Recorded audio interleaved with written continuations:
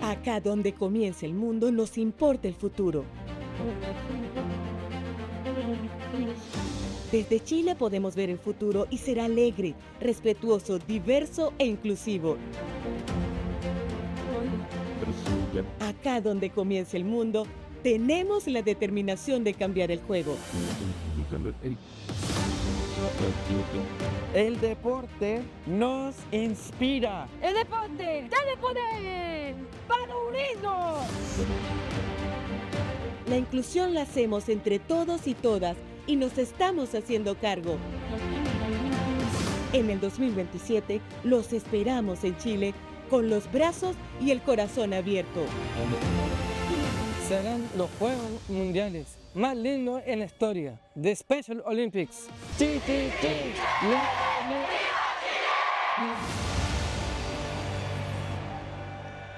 Hola, muy buenos días. Mi nombre es Jorge Ayala. Yo estoy a cargo del Departamento de Inclusión aquí en el Tecnológico de Monterrey, Campus Monterrey, en Monterrey, Nuevo León, México.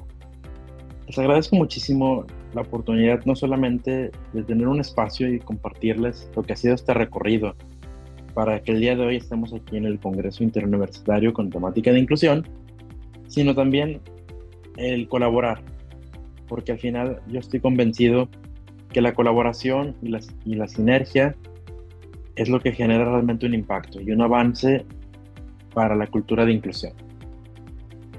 Y bueno, les quiero compartir muy brevemente cuál ha sido ese recorrido que hemos llevado para que el día de hoy estemos aquí en este gran evento. Y para poder hablar de eso, me gustaría remontarme a lo que fue los inicios del evento que se llama Foro de Inclusión de Personas con Discapacidad, que es este evento, digamos, paraguas del Congreso.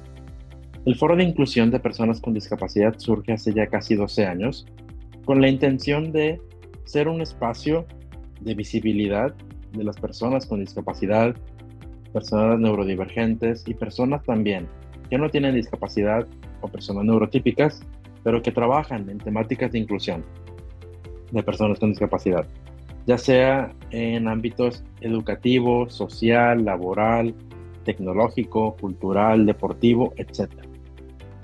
Todo esto buscando compartir esas experiencias, esas problemáticas, esas ideas, innovaciones, y poner sobre la mesa toda esta información, compartirla de manera abierta a todo el público, ya que una característica importante es que este evento es gratuito, abierto a todo público, no únicamente para la comunidad universitaria, ya que buscamos romper esas barreras.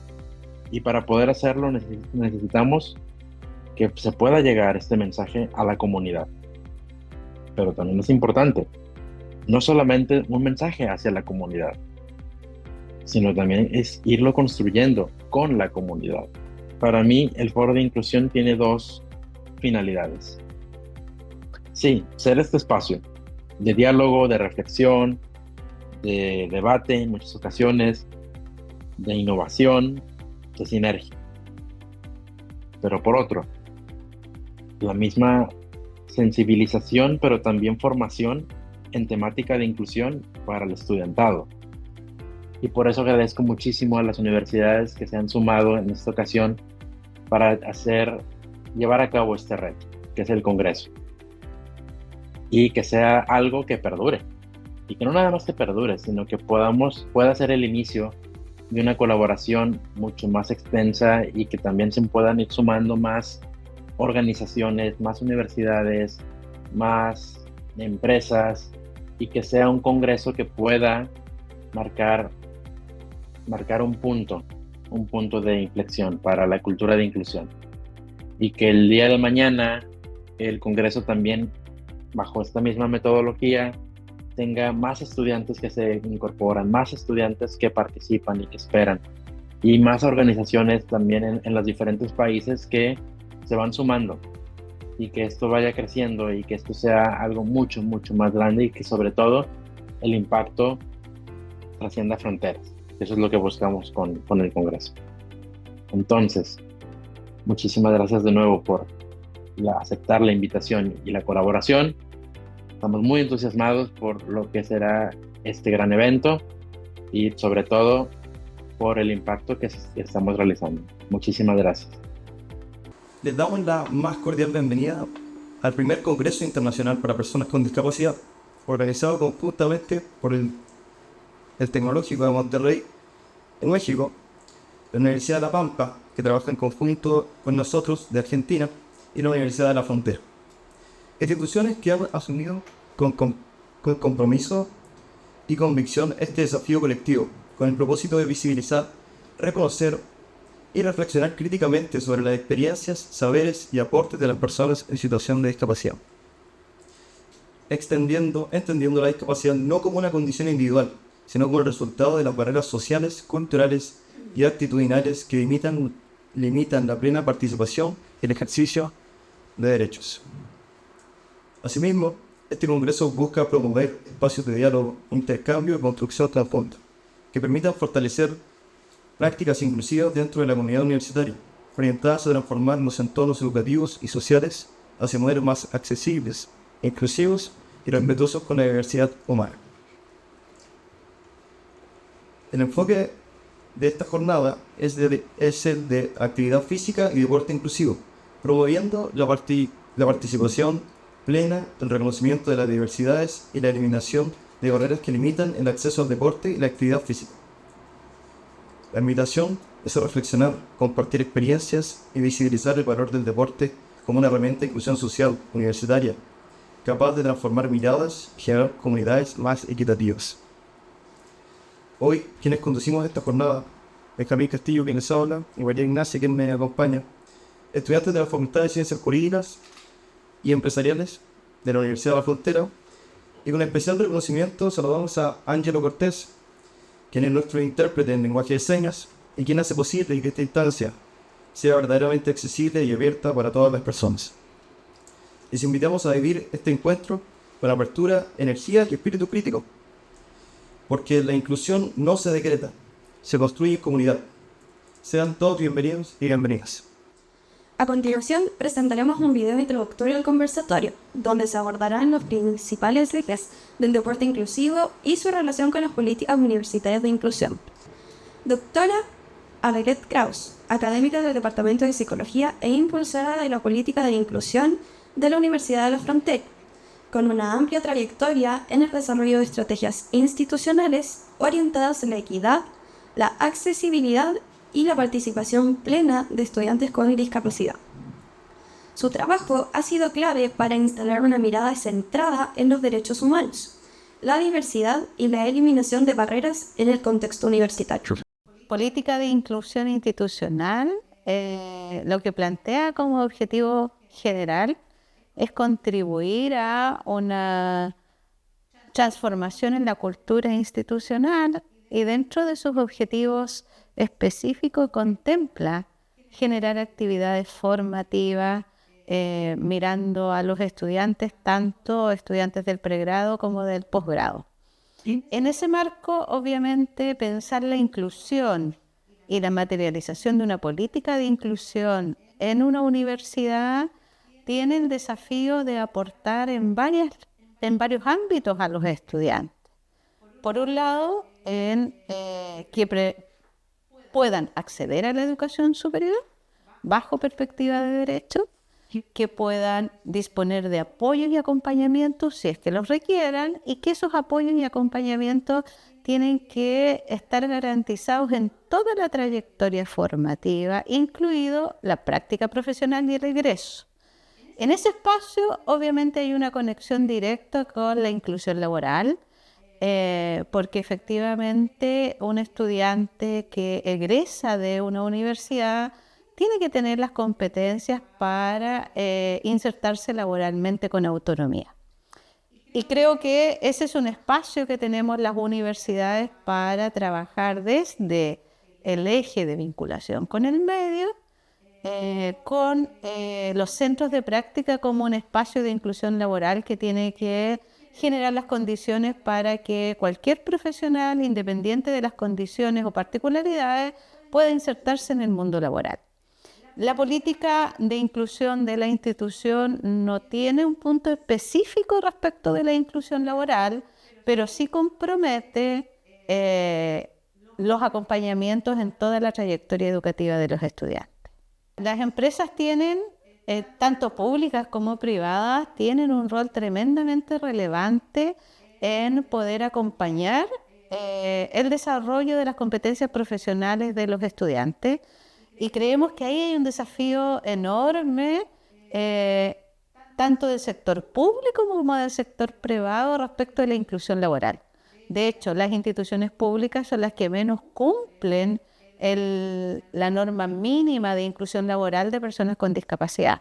Por lo tanto, ese es un espacio real de inserción en donde, en la medida que tengamos mayor vinculación con sector público y privado desde las universidades a través de la vinculación con el medio, sin duda vamos a estar favoreciendo los procesos de inclusión de las personas con discapacidad y autismo, y vamos a estar potenciando el desarrollo de distintas competencias, como también el abrir esos espacios a la inclusión laboral es un aporte no solo directo a la persona, sino que particularmente es un aporte a esas instituciones porque viven una experiencia que les enriquece en los equipos de comprender que la inclusión se materializa en personas y que pueden tener un desarrollo profesional en igualdad de condiciones que alguien que no tuviera alguna discapacidad o autismo. Bueno, yo creo que hay un indicador que es tremendamente clave en una política de inclusión y en particular en esta universidad, que tiene que ver con la gobernanza respecto de dónde se instala la política y cómo entonces comienza su implementación. ¿A qué me refiero con eso? Y está comprometido en uno de los objetivos de la política de inclusión, que se cree una gobernanza, una unidad con una gobernanza que permita entonces una implementación transversal de la política, porque esta política de inclusión, a diferencia de las de otras casas de estudio, es una política que tiene la mirada de comunidad, que tiene el alcance triestamental, por lo tanto no está orientada exclusivamente al estamento estudiantil, sino que también aborda al estamento académico y al estamento administrativo. Entonces, un punto clave es que se cree una orgánica con una gobernanza. Y luego, el otro indicador que a mí me parece clave y que también es relevante en la implementación de una política es que se materialice en acciones concretas en todas las funciones universitarias. Así está comprometido en el documento de la política. Yo creo que el desafío que tenemos es que toda institución, incluido el sector empresarial también, pero toda institución educativa, partiendo por las universidades, comprendamos de que la inclusión es un compromiso ético y es un compromiso de justicia social.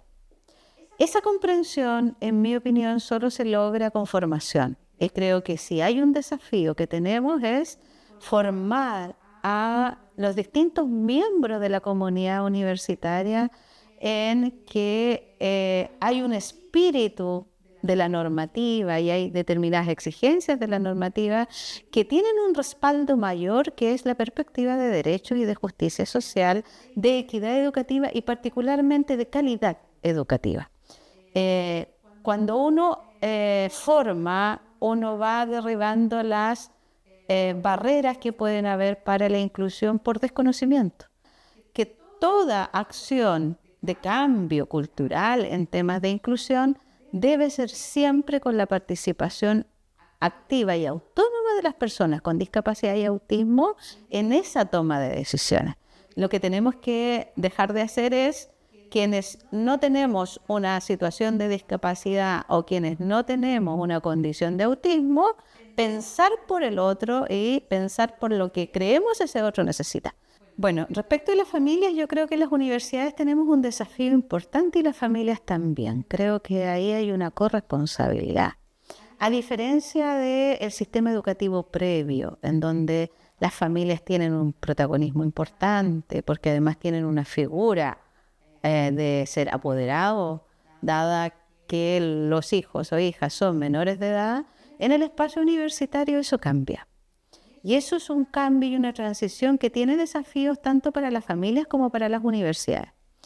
Uno de los aspectos claves de las políticas de inclusión de las universidades es que debemos generar las condiciones para la autonomía de ese estudiante, porque es el estudiante no solo porque es mayor de edad, quien debe lograr ser autónomo, sino que particularmente porque el desafío de una universidad es formar profesionales autónomos.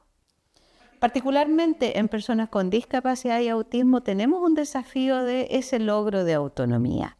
Y en ese sentido el trabajo con las familias va en una línea más indirecta, más de vinculación con el medio y más de trabajar con las familias como redes de apoyo principal, pero no como familias en la figura clásica de apoderado. En ese escenario, entonces, cuando nosotros construimos la política de inclusión, nosotros no convocamos a familias, nosotros convocamos a estamento académico, estamento estudiantil y estamento administrativo. Y dentro del estamento estudiantil convocamos a estudiantes y agrupaciones de estudiantes, porque evidentemente es desde la voz de los estudiantes que debemos ser capaces de ir identificando dónde están las posibles barreras y dónde están los desafíos de las universidades. Les felicito por esta organización y me alegro muchísimo porque sin duda los cambios sociales que necesitamos tanto al interior de las instituciones como en nuestros países, pensando Latinoamérica y el Caribe como una región, tienen que venir dados de los distintos actores sociales. Y sin duda los estudiantes son actores potentes en las transformaciones sociales y culturales que necesitamos. Por lo tanto, yo me alegro muchísimo de esta iniciativa y me ofrezco disponible a seguir colaborando en la medida que ustedes lo necesiten y también invitarlos a integrarse a la red latinoamericana, que es una red interuniversitaria que convoca a todos los países de Latinoamérica y el Caribe. En este momento vemos 18 países, Chile está incluido, y la Universidad de la Frontera también, y los colegas de México también, de distintas universidades, a adherirse a esa red que denominamos Red LAT, que permite unificar y generar acciones conjuntas mirando Latinoamérica y el Caribe como una gran región de la cual Chile evidentemente es parte. Así que ese es un espacio y una invitación para que esa red siga creciendo y se robustezca con estudiantes que tienen una mirada crítica, que tienen, creo yo, el mejor diagnóstico de lo que la realidad necesita cambiar y nos van a desafiar a ir mirando, ir visibilizando otras barreras que tal vez hoy día nosotros no somos capaces de ver y ayudando también a minimizarlas e idealmente eliminarlas. Así que felicitaciones por la iniciativa y a seguir trabajando en conjunto. Doctor Carlos Isaacs Tubornán es académico del Departamento de Ingeniería Química de la Universidad de la Frontera. Actualmente se desempeña como director del Centro Internacional en Tecnologías Asistivas Avanzadas. Su trayectoria se caracteriza por vincular la innovación, la transferencia tecnológica y el emprendimiento con los desafíos sociales y de inclusión, promoviendo soluciones que integren la universidad con las necesidades reales de las personas. Desde el ámbito de las tecnologías asistidas, ha impulsado proyectos orientados a superar barreras físicas y cognitivas, contribuyendo a una formación universitaria más equitativa, accesible y comprometida con la transformación cultural. Bueno, como todos los desarrollos que están vinculados a los equipos multidisciplinarios, cuando uno trabaja en el ámbito de la ingeniería, rara vez trabaja directamente con indicadores tecnológicos. La verdad es que las tecnologías son funcionales a lo que las personas quieren desarrollar. En este caso, las personas con discapacidad o eventualmente atletas con discapacidad van a requerir soluciones tecnológicas. Pero esa solución tecnológica tiene que atender una necesidad, tiene que atender un dolor, un problema que la persona está experimentando. A veces el problema es físico, el problema de movilidad o puede tener un problema funcional, pero también puede tener un problema emocional, un problema de autoestima, ¿ya? Entonces, cuando uno trabaja con tecnología, rara vez la tecnología camina sola por un carril. La tecnología siempre va acompañada de este vínculo empático, que significa entender el problema en profundidad. ¿Qué es lo que estamos tratando de resolver con esta tecnología? Ya que la tecnología no tiene un destino por sí mismo y atiende la solución del problema. Entonces, En todos estos desarrollos, hoy día se ocupan técnicas como el Design Thinking o el Lean Startup, que permiten conectar íntimamente con los problemas, con las necesidades, con los requerimientos de las personas, en este caso con personas con discapacidad, para que la tecnología atienda ese problema, ¿ya? Y lo atienda, obviamente, con requerimientos técnicos. Efectivamente, hay requerimientos técnicos. ¿La prótesis es liviana o no es liviana? ¿La prótesis molesta o no molesta? ¿Cumple la función o no la cumple? ¿Está al costo accesible o no es un costo accesible? ¿Ya? ¿Tiene un diseño que a la persona le es grato, le es gustoso vestir o utilizar? Por supuesto. Entonces, no es solo la tecnología, pero tiene que cumplir una serie de condiciones y tiene que cumplir también condiciones de seguridad. ¿Ya? ¿Es segura de usar? ¿La puedo usar un tiempo prolongado sin que me genere heridas, sin que me afecte emocionalmente, sin que me afecte incluso desde el punto de vista cognitivo, si es que estoy usando herramientas de soporte cognitivo? Entonces, en este tema la tecnología nunca va sola, ¿eh? Entonces, lo que estamos haciendo en el centro es combinar la empatía con el desarrollo tecnológico y vamos a medir, obviamente, resultados tecnológicos de performance o desempeño tecnológico, pero también vamos a medir resultados en términos de usabilidad, de funcionalidad, de posibilidades de seguir mejorando o incrementando el desempeño en las propias personas. Los conocimientos que están en la universidad tienen que ver justamente con cómo montamos estructuras que resuelvan los problemas que no se han podido resolver previamente, porque no hay, por ejemplo, trabajo colaborativo, multidisciplinariedad, conocimiento técnico, conocimiento de lo humano, conocimiento de todo lo que tiene que ver con los procesos empáticos de las personas. Y es ahí donde este equipo multidisciplinario está colocando todo su foco. Bueno, este centro nace ¿ya? Como un centro internacional en tecnologías asistivas avanzadas. El hecho que sea internacional nos fuerza a pensar fuera de la caja, fuera de la universidad, más allá de nuestros propios límites, que no son límites solo físicos. Hay límites que tienen que ver con cultura, hay límites que tienen que ver con lenguaje. ¿Ya? Estamos trabajando con universidades de Brasil, con universidades de Alemania, y es un tremendo desafío, pero una tremenda oportunidad también. Ellos están viendo cosas que nosotros no estamos viendo. Ellos están desarrollando cosas que nosotros todavía no estamos desarrollando. Hay una enorme complementariedad. Fíjate que en Brasil ya existe un laboratorio, ¿no es cierto?, que es este laboratorio de prótesis y órtesis 3D, donde ya han trabajado con más de 60 personas a las cuales les han construido, ¿no es cierto?, prótesis u órtesis a partir de impresión 3D. Y uno puede pensar que la impresión 3D hoy día es una tecnología que no está disponible en términos funcionales, ¿ya? Y se ocupa muy poco. Aquí en Chile no se ocupa, ¿ya? Aquí en Chile todavía estamos con los mecanismos tradicionales de generar moldes, de probar directamente en las personas. Y con la impresión 3D uno podría perfectamente escanear a distancia, mandar un archivo con el escáner, imprimir en algún lugar y esa impresión con instrucciones muy sencillas permitir que las personas puedan construir prótesis y órtesis en lugares cercanos a su territorio.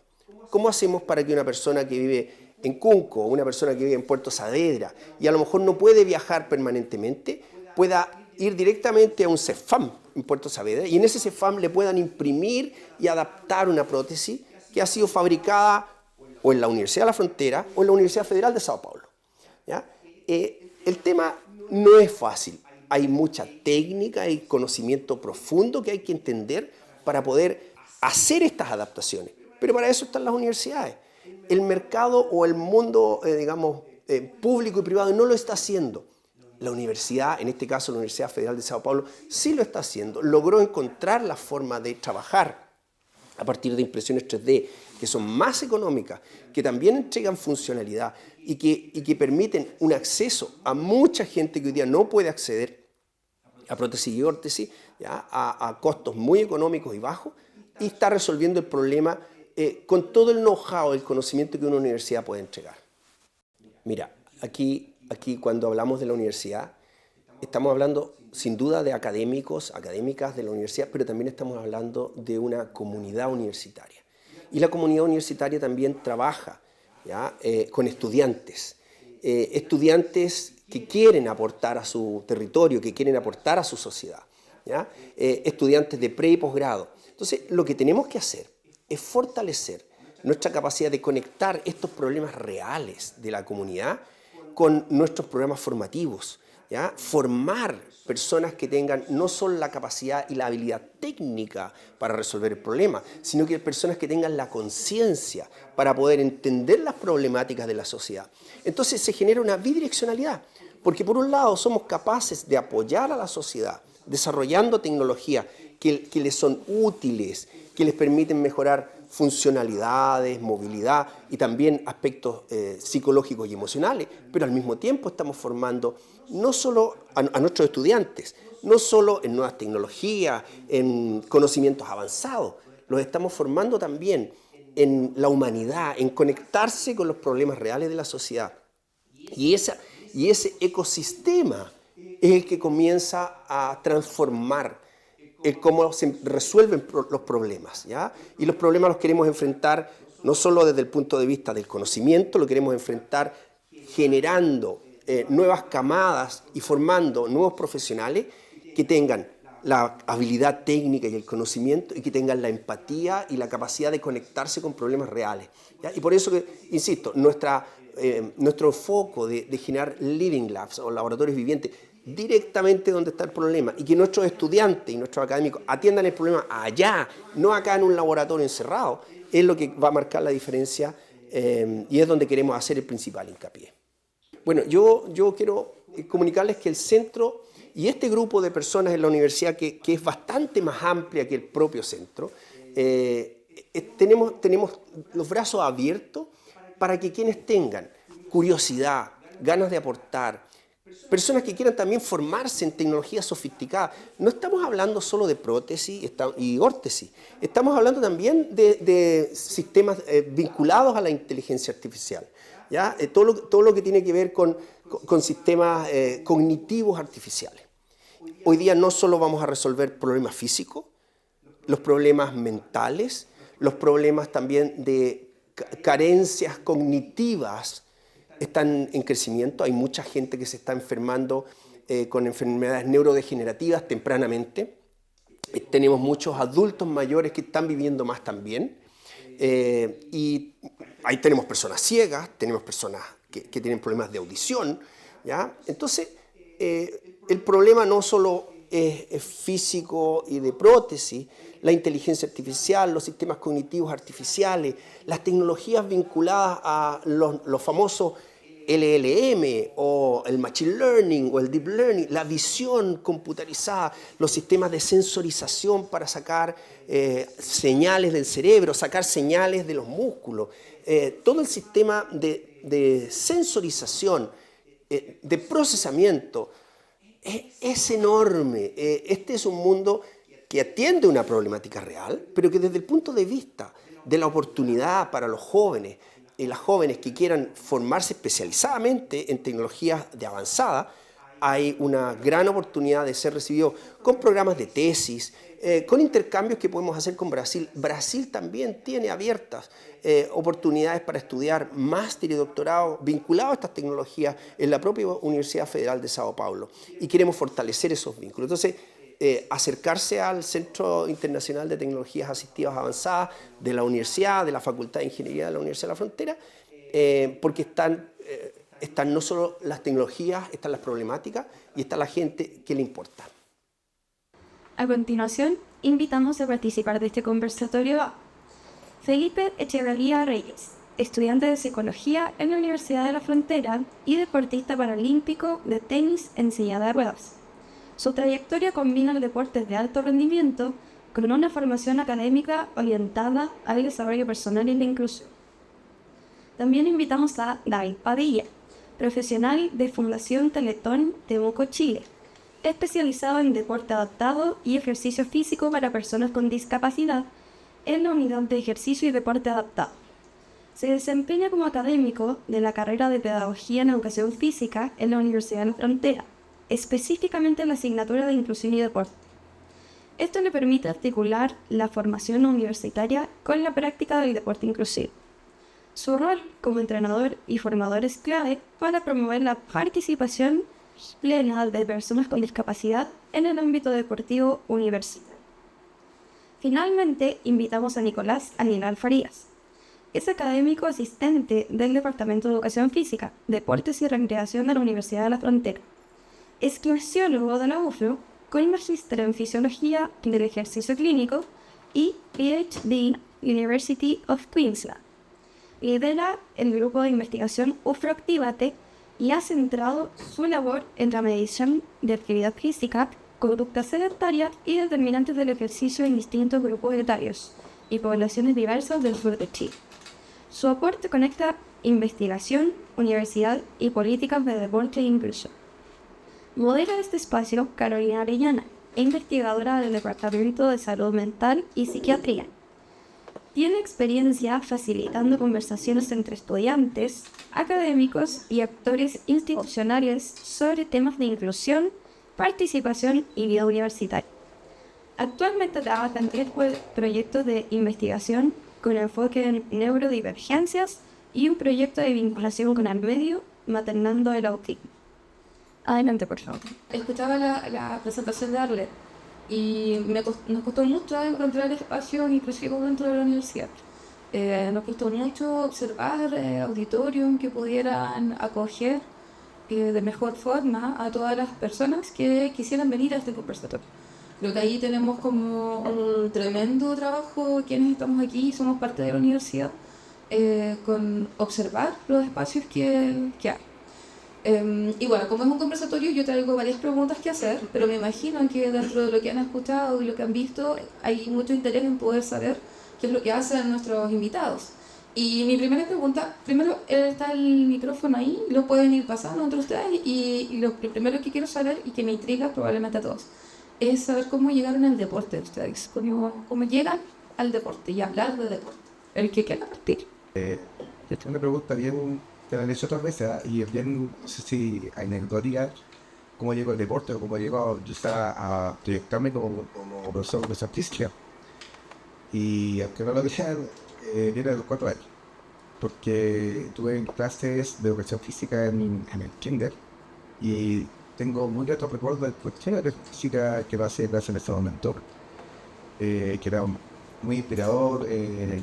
Digamos, el juego era como era parte constante de la clase, le esperamos con mucha ansia, y la verdad es que yo me preguntaba, bueno, cuando el chico de repente piensa cosas, yo no sé por qué pensaba en lo que quería hacer cuando era de 4 o 5 años. Y decía, solo me gustaría ser profesor de educación física, pero decía, no creo que le pague por jugar. Y era como que inmediatamente pensaba eso, del pago, y no tengo explicación de por qué pensaba eso a esa 5 años. Pero era como que fue la primera profesión que se me vino a la mente. Y después, entre medio del crecimiento, aparecieron otras, pero que finalmente decantaron en la educación física. De hecho, fue que fue estar un año en la Católica, súper perdido, saliendo cuarto año medio, con muchas cosas en la cabeza y diciéndote muchas personas que hay que puntaje de alcance con ingeniería, que esto y esto otro, que incluso menospreciando un poco la pedagogía. Y claro, uno se deja llevar y de repente te mete en cosas que nada que ver, pero fue importante porque creo que me ayudó a darme cuenta realmente lo que quería para mí, para lo que quería para mi futuro, y en ese aspecto esto de educación física, y la verdad es que la estudiaría 1000 veces. No me arrepiento de la carrera que elegí, la amo, y sobre todo de la perspectiva que se fue dando después en mi vida profesional que tiene que ver con el paradeporte. Ya, pues prácticamente saliendo de educación física en Teletón un año después, y en ese aspecto fui descubriendo lo que era el paradeporte, fui descubriendo lo que en realidad nosotros no nos habían enseñado, me estoy formando ahí, y tratando de ser referente. Fue lo primero que me pidieron, o sea, cuando entré a Teletón lo primero que me dijeron, usted va a ser, tiene que ser referente de la región del paradeporte. De esta forma sí se ha cumplido, y creo que también se ha ido visualizando todo lo que tiene que ver deporte y discapacidad. Entonces, así llego a ser profe de educación física y la parte deportiva, bueno, por mi padre, por mi familia siempre estuvo presente también. O sea, uno siempre sueña con ser deportista, futbolista en mi caso, en algún momento, pero era muy malito, así que no alcancé. Eso.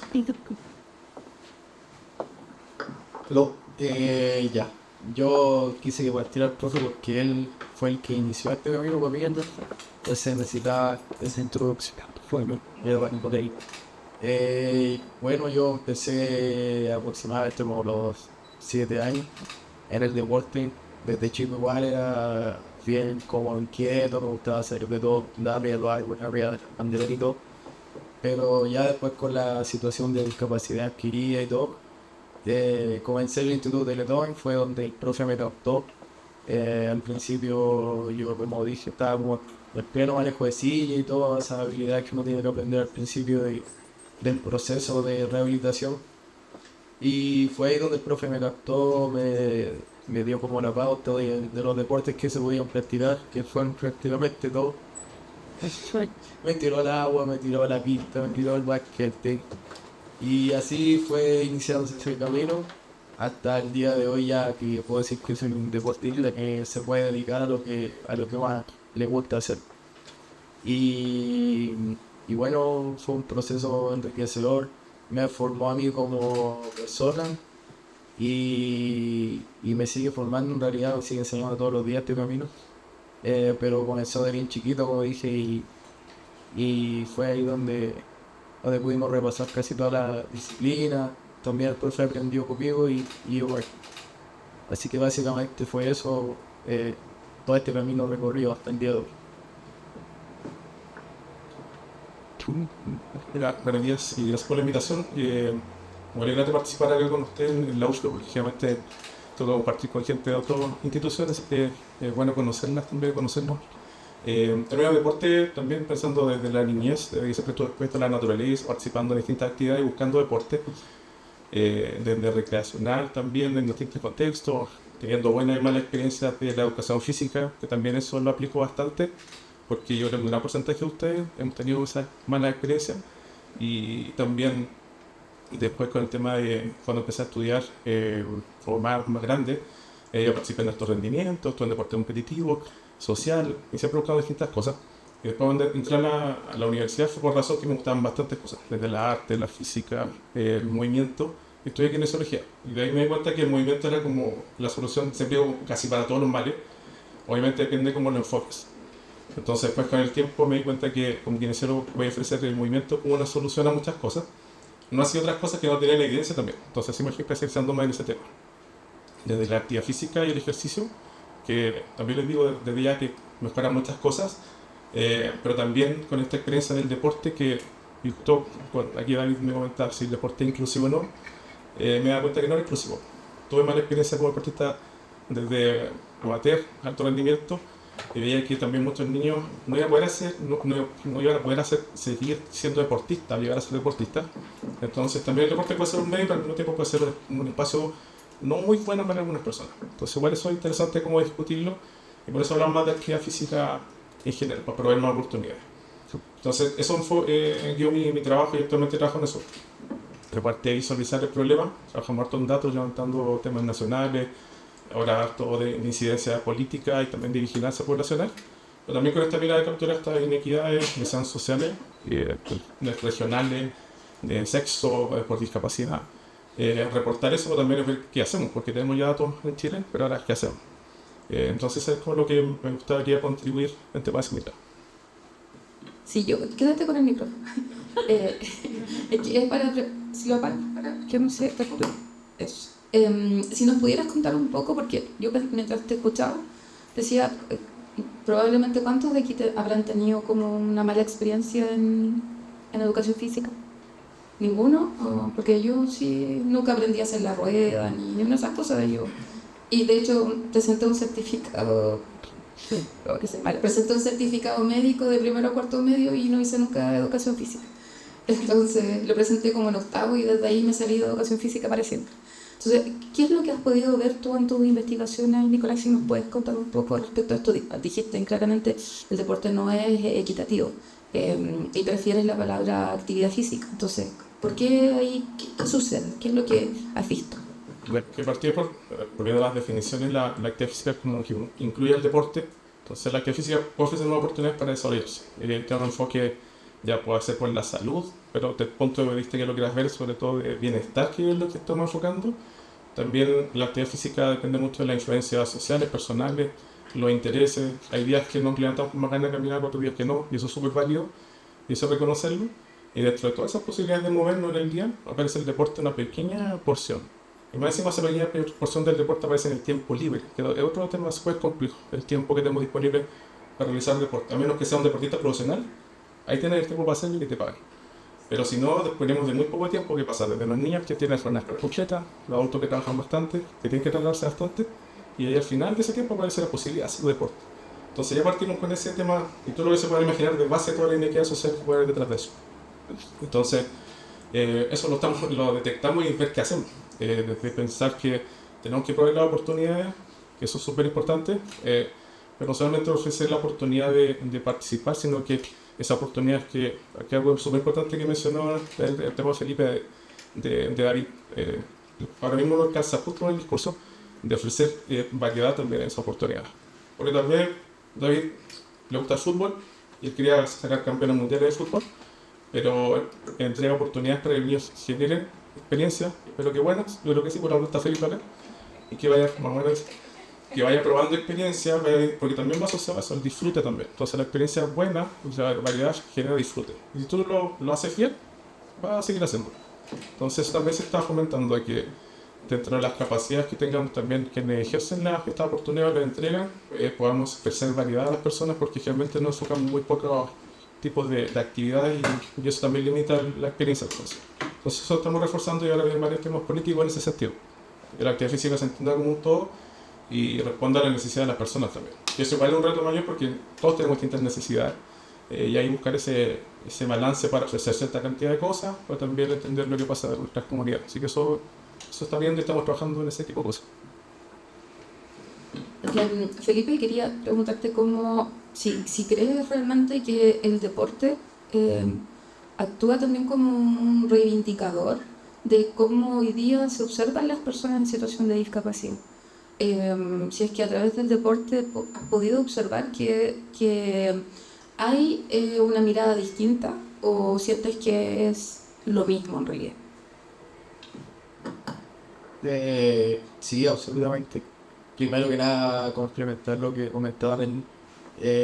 Claro que la actividad o el término de actividad física amplía este espectro de inclusividad, sobre todo enfocándolo en Chile, y las oportunidades del deporte son como más elitistas o mucho más segregadoras.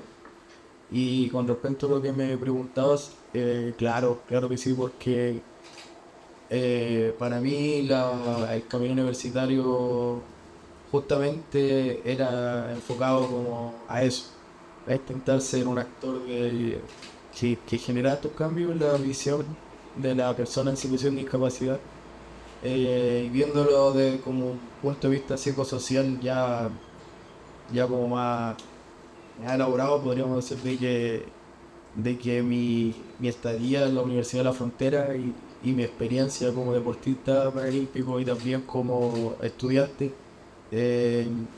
al menos yo lo sentí así, que cambió un poco el estereotipo de la persona con discapacidad que estaba en la universidad.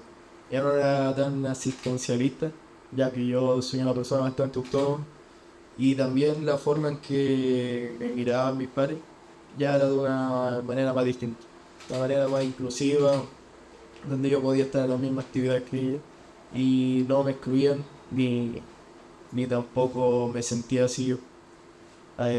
También hay excepciones, obviamente, no todo es bonito. Repito, estamos en Chile, estamos a de estar como al 100% al día con todo lo que es accesibilidad y todo eso, pero sin embargo yo siento que logré uno de mis propósitos de entrar a esta universidad.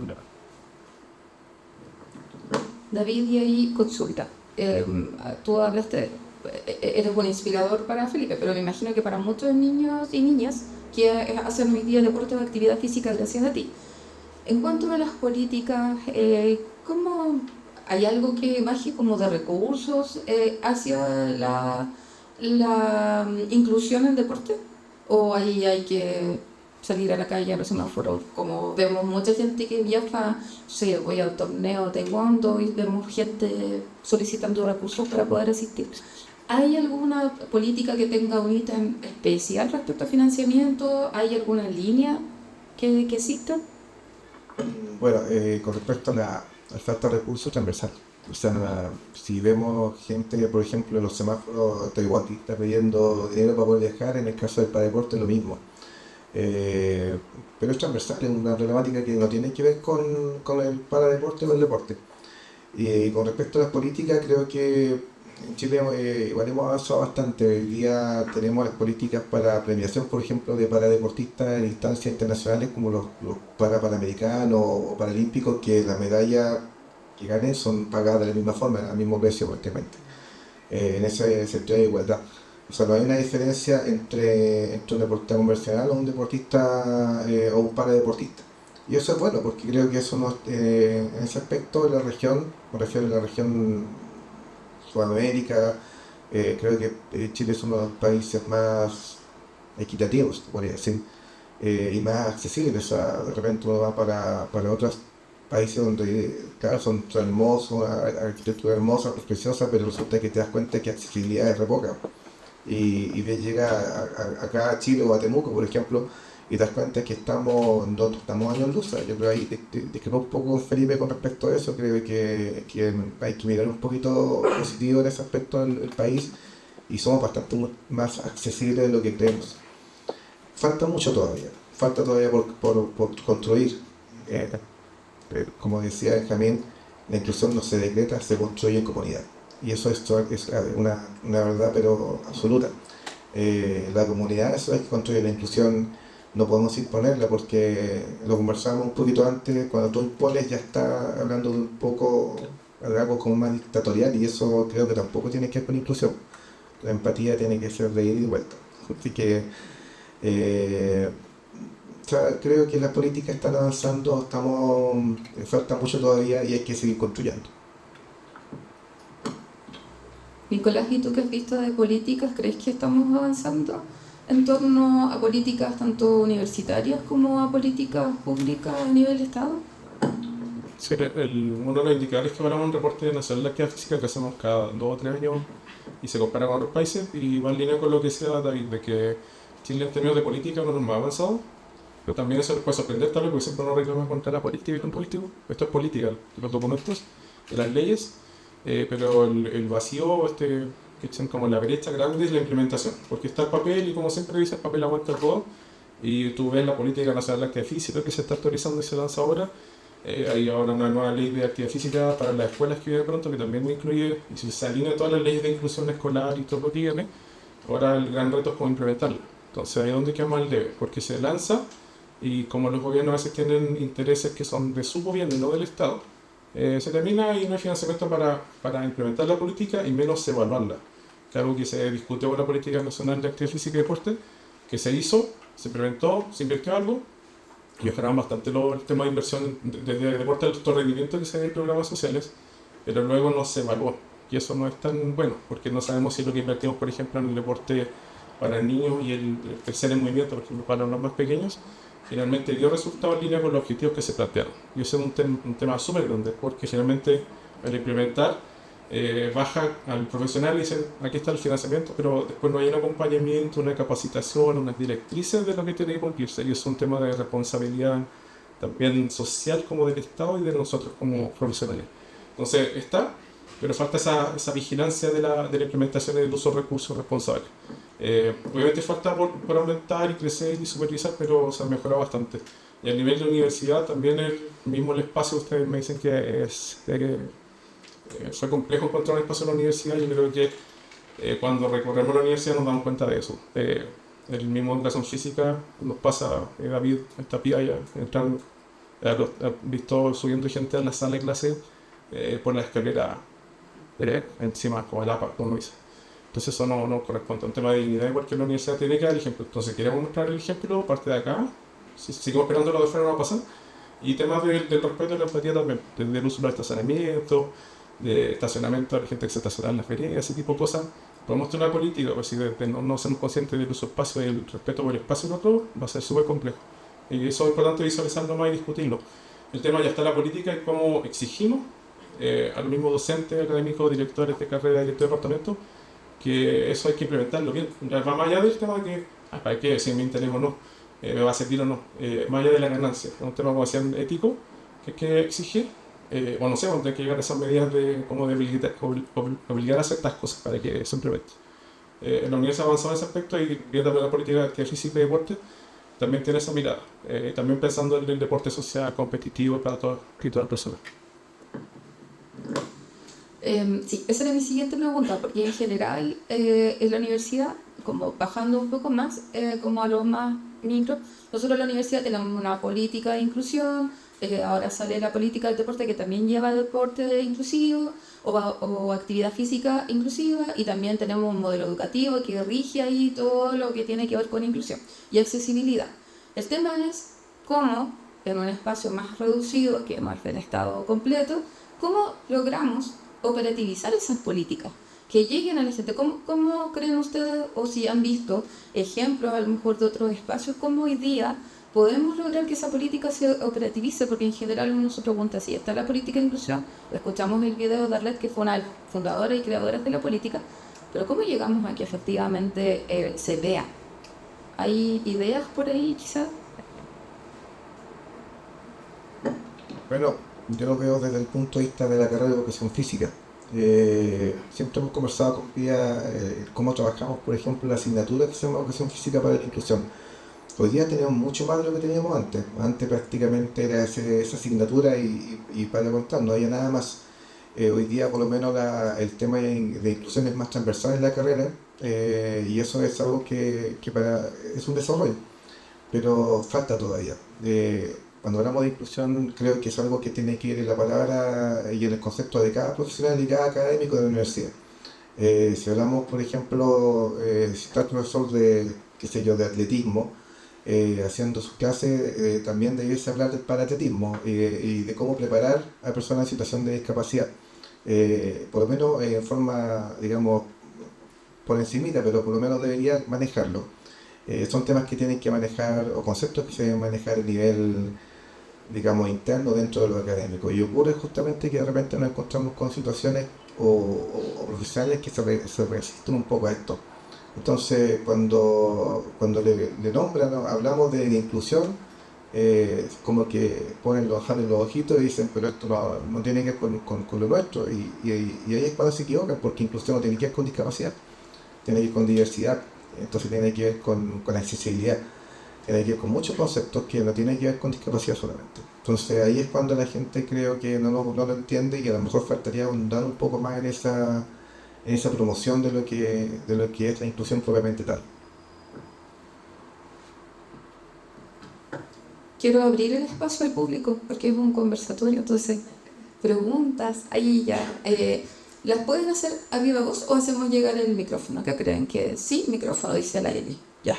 Benjamín, ¿me ayudas con él? No sé si el micrófono llega hasta allá, se acercan un poquitito. No sé. Johanna primero y después Nicole. Bueno, ya sé de esto aprender. Gracias por sus experiencias, también por contarnos y compartirnos cómo están reforzando o están haciendo deporte. A mí quiero hacer una pregunta un poco más amplia que me preocupa en general con el tema del movimiento y el deporte. Tengo hijos y tiene que ver con que hoy también no dejamos a los niños subirse al árbol, como contabas tú. No los dejamos equivocarse, no los dejamos caerse, no los dejamos revolcarse, y uno escucha a los padres y están muy pendientes de que el niño no se ensucie, no se caiga, no se raspe, y luego los profesores en la escuela que no se muevan.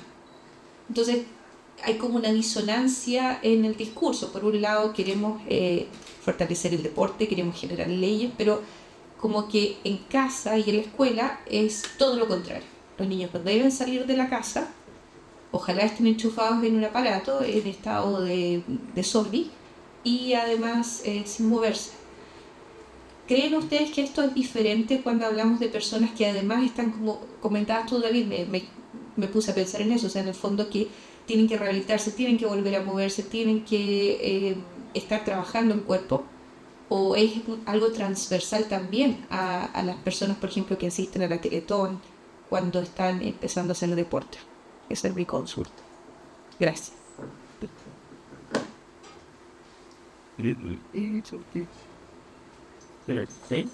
¿Respondemos primero la pregunta de Camila y después? Por favor, muchas gracias.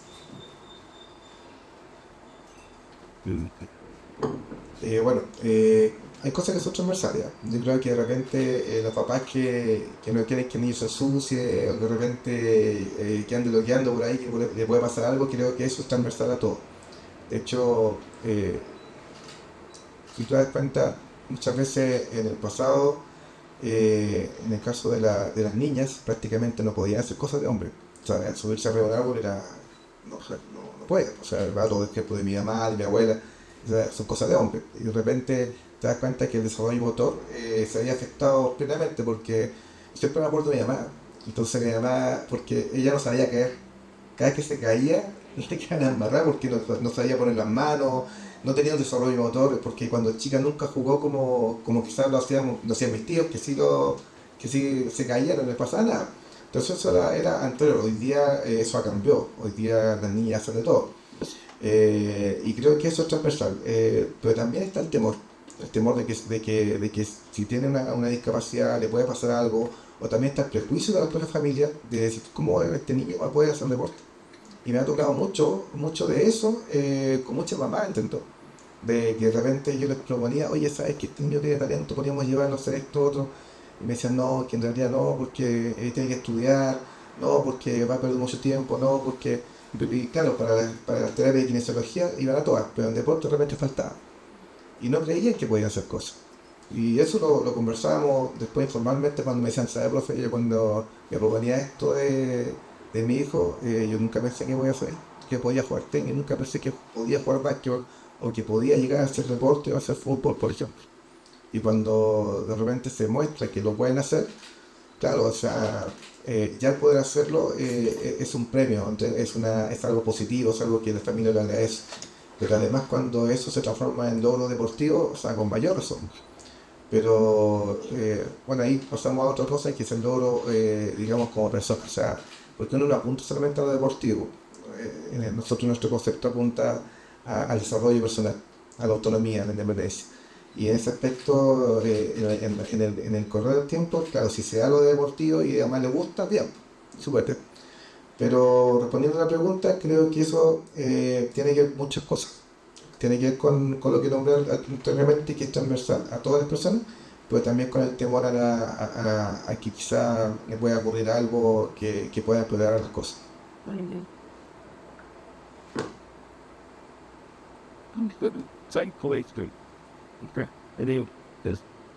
Dijeron, profe, no. Yo comprendo un poco más la pregunta, más como algo de que tiene que haber una transformación social ahí para volver nuevamente a esa base de subirse al árbol, de ensuciarse, andar a pata para arriba.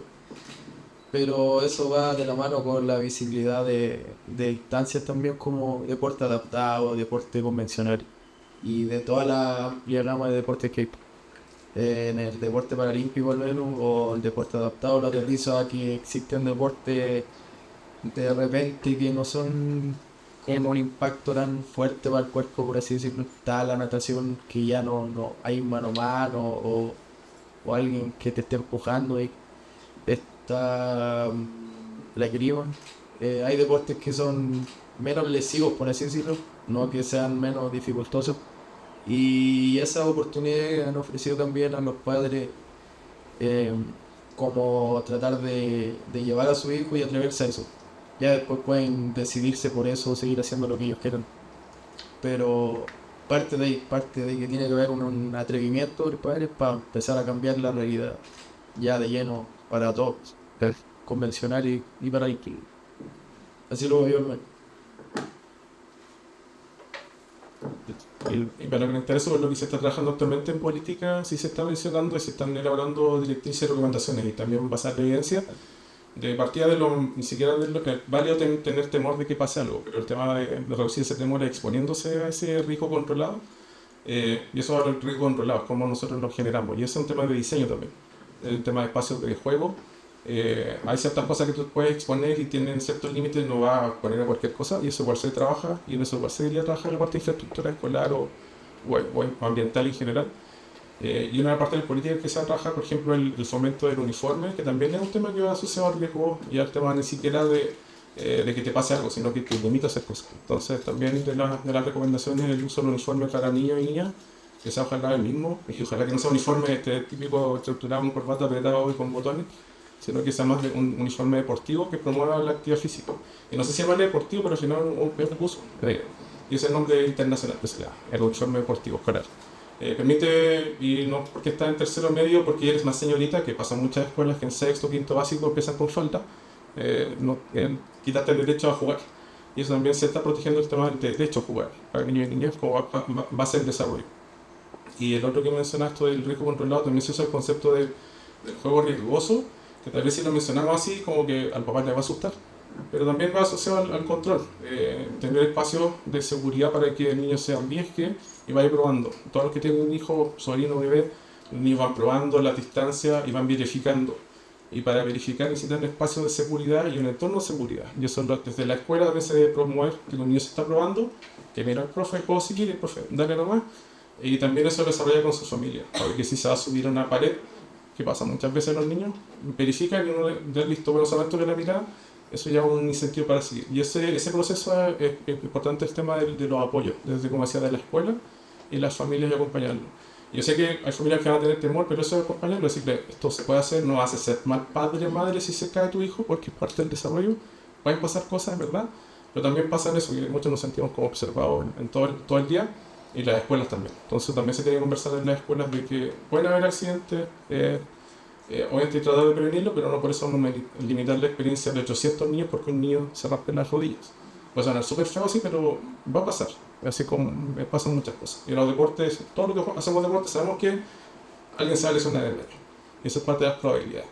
Pero te aseguro de los que se lesionan, muchos, y yo creo que ninguno se arrepiente de haber ido todas esas veces a entrenar y a jugar y tener esa experiencia positiva con su equipo.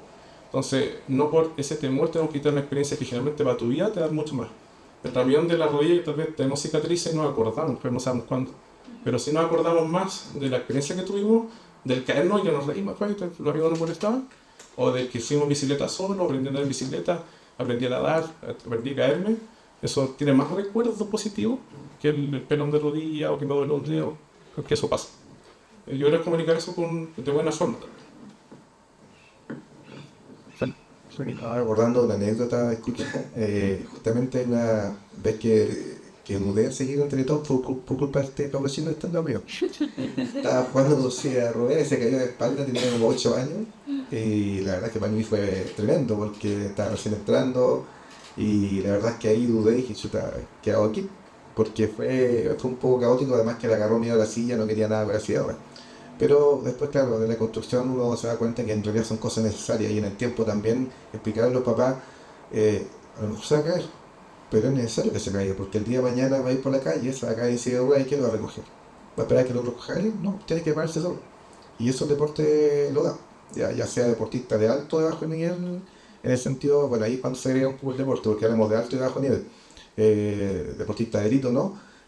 Claro que le enseña eso. Entonces, creo que es importante enfrentar eso. Nicole tenía una pregunta.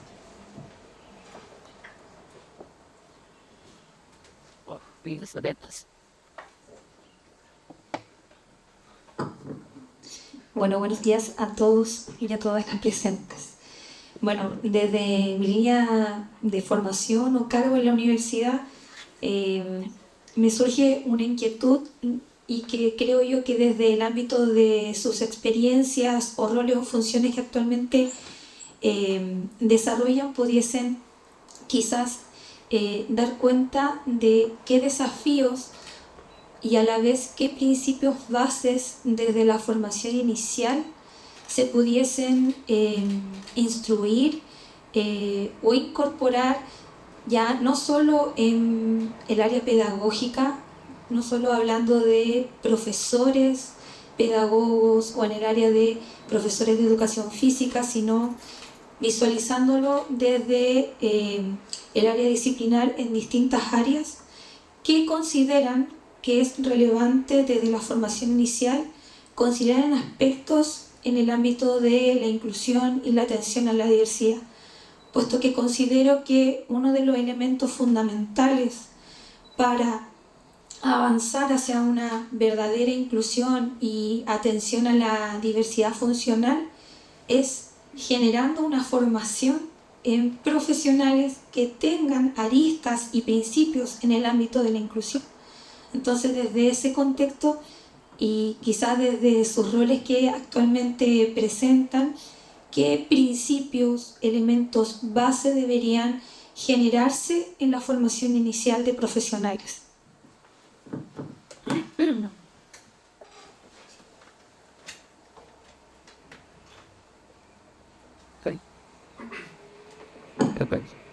Primero, los números soportan o apoyan la idea porque van a seguir aumentando lo que es discapacidad y necesidades educativas especiales y todo lo que tenga relacionado con inclusión, porque ha mejorado también la salud o los sistemas de salud en general de cuidado, también de educación y de política, permite más inclusión también. Pero asimismo, como permite más, el problema también crece más cuando vemos con problemas para algunas personas. Entonces, primero eso ya los apoya. El tema de financiamiento debería exigirse. Pero de ahí a ser consciente desde las carreras, por ejemplo, de ingeniería, o hablamos de diseño, desde esto mismo, de cómo llegamos acá, cómo nos movemos el día a día, tal vez desde pregrado, desde primero visualizarlo, y ya como por política exigirlo, porque tiene que ser así, porque no sé si van a hacer por sentido común o por voluntad, ya sabemos que no, porque cómo les voy a meter una hora acá, pero no van a saber sumar, van a saber sumar, pero no van a hacer bien con otras personas, que no sé, ese balance que tenemos que tener. Entonces en eso, desde el primer año debería estar como el concepto, pero que tal vez generan evidencias más, evidencias finalmente en términos del entorno. Me imagino a chicos de ingeniería, no sé si han subido a esa rueda y han recorrido el alrededor, o han subido al edificio que construyó el mismo profe que diseñó, no sé si lo han hecho, o si lo testean así. Hay normas que dicen ángulo y grado y color y cosas así, pues los prueban ellos mismos, porque hay normas, pero también yo sé que las normas se hacen también para flexibilizarlas, a veces tienen un límite, un techo. Entonces dicen, ya, pero hagámoslo con tanto ángulo porque la norma dice, entonces se la dijeron para reducir costos. Entonces yo creo que ese debe ser consciente a través de una experiencia evidencial y eso se puede hacer a través de asignatura. Yo sé que en educación física se hacen, los tipos saben recorrer, limitan la visión, la audición, conocen el entorno, pero de nuevo hay educación y eso casi por ley tiene que hacerlo. Pero ahora son las otras carreras, las otras profesiones que tienen que estar expuestos. Si ya no les tocó porque a algún familiar les pasó, porque así pasa muchas veces, porque tenemos a alguien cercano que le sucedió, no somos conscientes, y la Teletón también una vez al año y listo, pues nos olvidamos. Pero si no se hace ya como obligatorio, yo creo que no va a avanzar. Ya nos dimos cuenta que ya no es voluntad y que la cultura chilena es súper amistosa, no va a pasar. Somos conscientes, pero a nivel de pregrado lo visualizo así como una solución más completa. Que así desde ingeniería, desde derecho, de áreas vean que es súper importante. Desde elaboración de documentos, de cosas de audio, videos, cosas de ese tipo. El periodismo también va a tener que tener una asignatura para que generen recursos de incluso visuales con el personal, con daltonismo. Entonces son cosas así que deberían tener desde base. Y yo creo que tiene que ser obligatorio y tiene que estar a tu currículum. Sí, yo creo, más que nada agregar a lo que dijo Nico, yo creo que la base son, digamos, formaciones teórico-prácticas. Porque podemos hablar mucho de teoría, pero si no lo vive, va a ser bien difícil ponerse en el lugar del otro. Entonces también ahí está el concepto de empatía que nombraba antes, creo que es muy importante introducirlo a las nuevas generaciones y va ligado a la ética también, porque en ese sentido, claro, uno puede, por ejemplo, ya hablamos de ingeniería o quizás de arquitectura o otras profesiones que tengan que ver con construcciones. Hablamos de accesibilidad universal, pero se cumple con lo mínimo y resulta que en el fondo ahí es cuando falta también el ponerse en el lugar del otro y cierto mínimo no sirve. O sea, claro, es para cumplir nomás con las normas, pero resulta que en la práctica no va a servir mucho. Y en ese aspecto, claro que la universidad no es muy accesible, que digamos, y creo que eso debe ya empezar a cambiar. Pero también creo que hay que trabajar con profesionales ya formados. O sea, si yo quiero hacer esto con los pregrados, ¿cómo lo voy a hacer si tengo los profesionales que en realidad no tienen esta formación? ¿Y cómo lo hago? Creo que los profesionales ya formados también tienen que acceder a estos talleres, que tengan las herramientas y el conocimiento para poder, digamos, trabajar en la formación de futuros profesionales, vale la redundancia, de distintas, digamos, disciplinas. Así que en ese aspecto el trabajo tiene que ser para los proyectos de buena forma. Quizás no al 100% de todos los espacios, pero se está trabajando en pos de eso. Y como mencioné hace unos minutos atrás, igual me siento un actor importante en esta transformación, ya que junto con el profe, junto con Fernando de deporte, hemos tratado de visibilizar el deporte, adaptado, llevarlo a distintas plazas. Estamos jugando básquetbol en el olímpico con equipos de otras regiones, nadadores en la piscina, corredores en la pista, estudiantes también que entrenan y estudian al mismo tiempo. Y finalmente creo que con esa acción y unas políticas duras que efectivamente se cumplan, se puede lograr todo esto bonito que se habla hoy aquí en este espacio. Vamos. Muchas gracias. Quiero agradecer a nuestros 3 invitados. Tenemos un coffee day, entonces ahí podemos ir generando más espacio de reflexión. Quiero invitar, eso sí, a Karina, que me ayude a entregarle unos obsequios. Karina Sandoval, ella es académica del Departamento de Administración y Economía y es parte de esta organización del seminario, aunque ella no quiere aparecer, pero lo es. Entonces le vamos a entregar unos obsequios a Nicolás, a David y a Felipe por tomarse el tiempo de venir a este espacio a conversar y contarnos sus experiencias.